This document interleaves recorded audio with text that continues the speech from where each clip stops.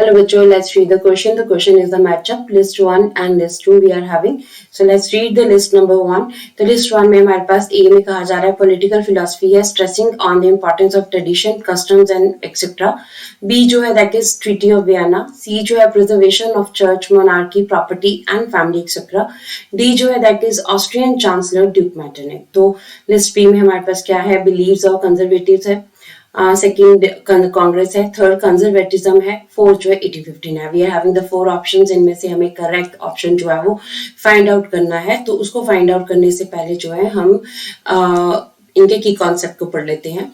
सबसे पहले political philosophy की अगर बात करें जो स्ट्रेस करती है ट्रेडिशन और कस्टम्स के ऊपर, सो की कॉन्सेप्ट की अगर हम बात करें तो that is related with the conservatism. उसे कंजर्वेटिज्म जो है कहते हैं.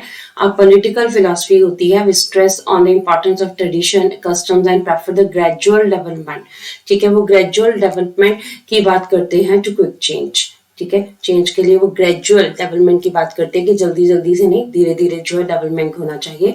सो हमारे पास अगर ए देखें तो इसका राइट आंसर हमारे पास क्या आ रहा है, 3 आ रहा है, कंजर्वेटिज्म. सेकेंड है treaty of Vienna. Treaty of Vienna की अगर हम बात करें तो की कॉन्सेप्ट की बात कर लेते हैं. To follow the spirit of conservatism. अब कंजर्वेटिज्म जब सोच ही लिया कि दोबारा से लाना है यूरोप में, नेपोलियन को हरा दिया गया था 1815 में वॉटरलू की बैटल में. उसके बाद जो यूरोपियन पावर्स थे, ठीक है, उन्होंने ट्रीटी ऑफ वियना जो है उसको पास किया 1815 में. अभी यूरोपियन पावर्स कौन सी थी? ब्रिटेन था, रशिया था, प्रशिया था, ऑस्ट्रिया था.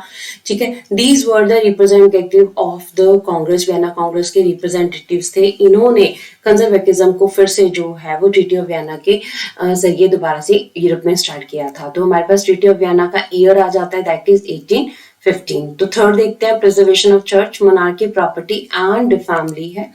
तो की कॉन्सेप्ट की अगर हम बात करें तो ये सारे क्या हैं, these are the believes of conservatism. Conservatism की जैसे अभी हम बात कर ही रहे हैं लास्ट टॉपिक्स में भी, तो कंजर्वेटिज्म जो पुराने ट्रेडिशन के फेवर में थे, तो इनका मेन बिलीव क्या था? To preserve the traditional institution. Traditional institution कौन से थे? पुराने इंस्टीट्यूशन चर्च था, फैमिली थी, प्रॉपर्टी था, सोशल हायरार्की थी. इनको दोबारा से जो है कंटिन्यूटी में लाना, दिस वाज देयर बिलीव. तो अगर हम ये देखें preservation of church, monarchy, property and family, तो these are the believes of conservatism की ये बिलीव्स है.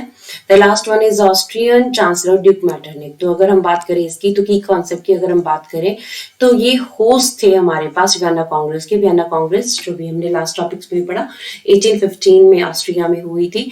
जो यूरोपियन कंट्रीज के रिप्रेजेंटेटिव्स थे, इन्होंने वियना कांग्रेस को हेल्ड किया था 1815 में, so that they could start the conservatism system again in Europe. So इनके जो होस्ट थे, तो वियना जो है कांग्रेस थी which was hosted by Austrian chancellor. Austrian chancellor जो है ड्यूक मैटरनिक ने इनको होस्ट किया था. सो हमारे पास लास्ट का भी आंसर हमें डी का मिल गया है, दैट इज कांग्रेस के ये हेड थे. So let's see what's the exactly answer here. तो ए का हमारे पास क्या आ रहा है? ए का हमारे पास आ रहा है 3. तो ए का 3 हमारे पास सिर्फ ऑप्शन नंबर बी में ही है, बाकी सारे ऑप्शंस हम इनकरेक्ट कर देते हैं. ठीक है, ए का 3 है, बी का 4 है, क्रॉस चेक कर लेते हैं. बी का ट्रीटी ऑफ वियना 4 है, बिल्कुल सही. सी का 1 है हमारे पास, preservation of church, monarchy, property, family, believes है कंजर्वेटिज्म के, बिल्कुल सही. डी का 2 है हमारे पास, ऑस्ट्रियन चांसलर जो है वो कांग्रेस के होस्ट थे. सो एग्जैक्टली हमारे पास आंसर आ रहा है ऑप्शन नंबर बी. तो ऑप्शन नंबर बी जो है this is our exactly answer. So hope so you understood the question as well as the answer. Thank